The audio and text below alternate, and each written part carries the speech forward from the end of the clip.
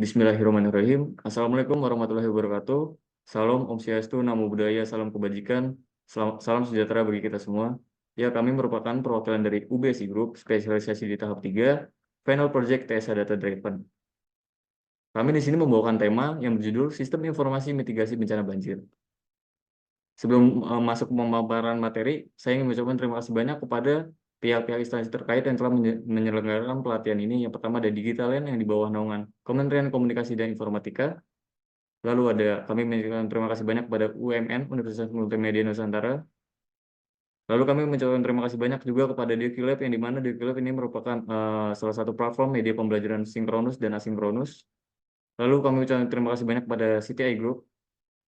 Dan kami mengucapkan terima kasih banyak juga kepada dosen pembimbing dari kedua universitas, yaitu yang terhormat Bapak Fernando Besiaan, MKOM, yang terhormat Ibu Ririn Ikana Desanti, Eskom, MKOM. Baik, dari Project Final Team ini terdiri dari 8 orang. Yang pertama ada saya sendiri, yaitu Muhammad Farah Fadila, lalu ada Saya Faris Rifki Beriano, kemudian ada Fikri Ardiansyah, kemudian Saya Victoria Piardi. Saya Adelan Ramadini. Saya Kila Fatima Zahra. Saya Apriliani Hidayati. Saya Sentia Peraensani. Baik, selanjutnya akan disampaikan oleh Farhan. Baik, dalam pembuatan proyek ini kami menggunakan metode waterfall untuk pengembangan sistem, yang di mana metode waterfall terdiri dari 5 tahap. Tahap pertama ada analisis studi kebutuhan, tahap kedua ada desain sistem, tahap ketiga ada pengembangan sistem, tahap keempat dan 5 ada implementasi, monitoring, dan pemeliharaan. Untuk proyek yang kita buat, kami bentuk dalam bentuk website, yang di mana website ini sudah bisa diakses oleh publik dengan nama domain jakartawaspadabанjir.netlify.app. Baik, untuk presentasi berikutnya, demonstrasi website akan dipresentasikan oleh teman saya, yaitu Faris. baik, terima kasih Muhammad Farhan. Jadi berikut adalah tampilan homepage dari proyek Jakarta Waspada Banjir. Kemudian di sini ada peringatan dini. Setelah itu ada pengelolaan air. Kemudian juga ada akses cepat. Ada juga berita. Kemudian ada kontak kami. Selanjutnya informasi banjir. Halaman ini berisi informasi-informasi mengenai kondisi banjir di Jakarta. Terdapat pengendalian banjir, kemudian hal yang harus dilakukan. Setelah itu halaman peringatan dini. Kemudian ada prediksi banjir, berisi visualisasi data berupa diagram garis. Setelah itu ada peta, berisi peta interaktif. Kemudian halaman berita, berisi semua berita-berita terkait banjir di Jakarta. Setelah itu ada halaman tanya jawab. Oke. Kemudian kontak darurat, berisi informasi kontak, dan juga pertanyaan umum mengenai kontak darurat. Setelah itu terakhir adalah footer, berisi kontak Jakarta Waspada Banjir, akses cepat, tips praktis, dan hukum dan dukungan.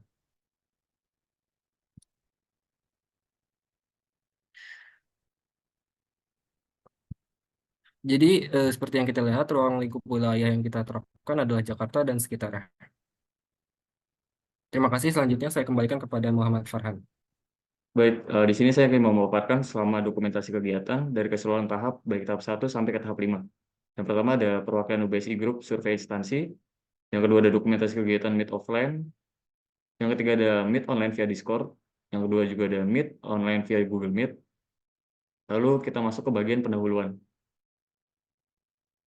Baik, terima kasih untuk pendahuluan, yaitu Jakarta Waspada Banjir adalah sebuah proyek bertujuan untuk meningkatkan kesiapsiagaan masyarakat terhadap banjir.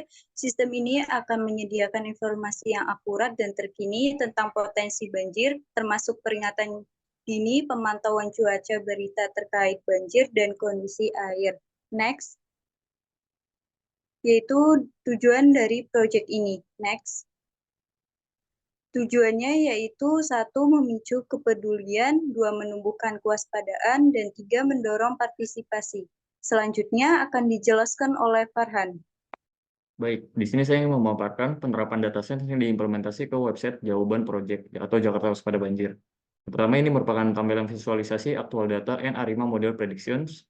Yang kedua, ini merupakan tampilan dari Manggarai BKB Water Level Predictions. Lalu ada juga Istiqlal Water Prediction. Secara kesimpulannya kami mengambil untuk prediksi data dari 2 pintu air, yaitu Manggarai dan Istiqlal. Baik, untuk metode pengumpulan data akan dibacakan oleh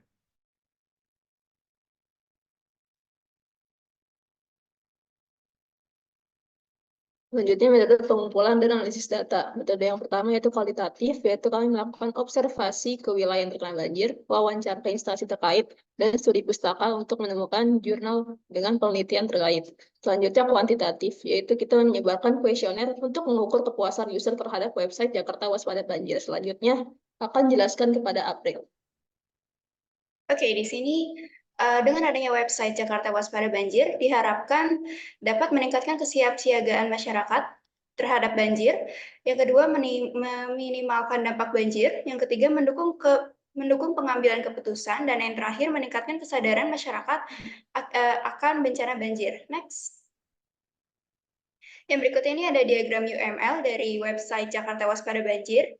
Di sini ada use case diagram, di mana user dapat melihat halaman beranda, dapat melihat halaman informasi tentang banjir, user dapat melihat halaman peta informasi banjir, user dapat melihat halaman berita, user dapat melihat halaman tanya jawab, serta user dapat melihat halaman kontak.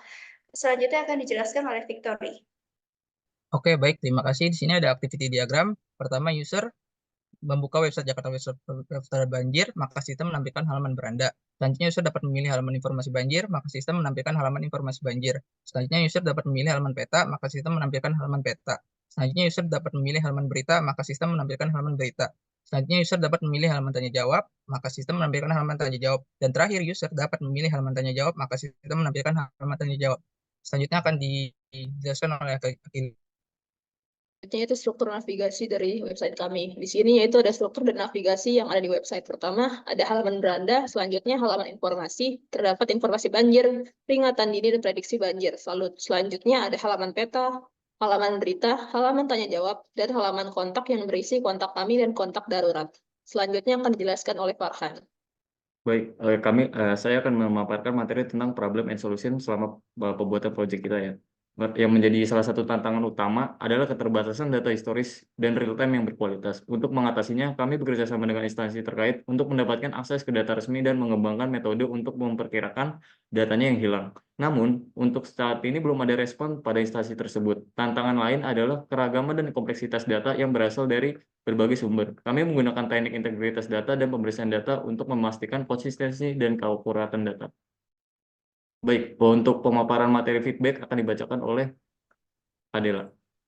Feedback responden terkait website Jakarta Waspada Banjir. Jadi sebelumnya kami sudah menyebarkan kuesioner untuk mengukur kepuasan pengguna terhadap website kami dan dapat 100 responden. Lalu ini adalah hasilnya. Dalam perhitungan ini kami menggunakan metode Likert yang dimana Likert ini memiliki beberapa kategori yang masing-masing kategori ini memiliki nilai skor. Dan bisa dilihat di tabel indeks bahwa total seluruh nilai indeksnya itu total seluruh nilai indeks rata-ratanya adalah 80,48%. Kita menentukan jarak kelas indeks dengan cara total responden bagi skor tertinggi sekali Likert. Lalu karena tadi total rata-rata indeksnya 80,48%, maka berarti masuk ke kategori setuju. Dapat disimpulkan bahwa website Jakarta Waspada Banjir ini terbukti dapat membantu masyarakat dalam mengetahui informasi seputar banjir di DKI Jakarta. Selanjutnya akan dijelaskan oleh Victor. Oke, baik. Terima kasih. Di sini tools yang kami gunakan itu ada pertama ada Visual Studio Code, lalu ada Next.js, lalu ada GitHub, lalu ada Netlify, dan terakhir ada Tailwind CSS. Selanjutnya akan dijelaskan oleh Fikri. Baik, terima kasih Kak Victory. Berarti ini ada kesimpulan mengenai tentang penggunaan website. Penggunaan data scientist dalam proyek ini terbukti efektif dalam meningkatkan pemahaman tentang pola dan tren banjir di DKI Jakarta, serta membangun model prediksi banjir yang akurat dan menjadikan informasi yang relevan dan mudah diakses bagi masyarakat. Mendukung pengambilan keputusan yang tepat untuk manajemen risiko banjir. Kemudian ada saran dari pembuatan website kami, adalah perbaikan dan pengembangan lebih lanjut, memperluas cakupan data dan sumber data, serta meningkatkan akurasi model prediksi banjir, dan memasukkan model mitigasi dan adaptasi banjir, meningkatkan keterlibatan masyarakat dalam pengembangan dan penggunaan sistem. Terima kasih dan akan dikembalikan. Oke, baik. Terima kasih Mas Fikri. Jadi untuk keseluruhan presentasi dari proyek kami mungkin sudah cukup dari sekian. Apabila ada salah kata mohon dimaafkan. Sekian dari kita. Wassalamualaikum warahmatullahi wabarakatuh.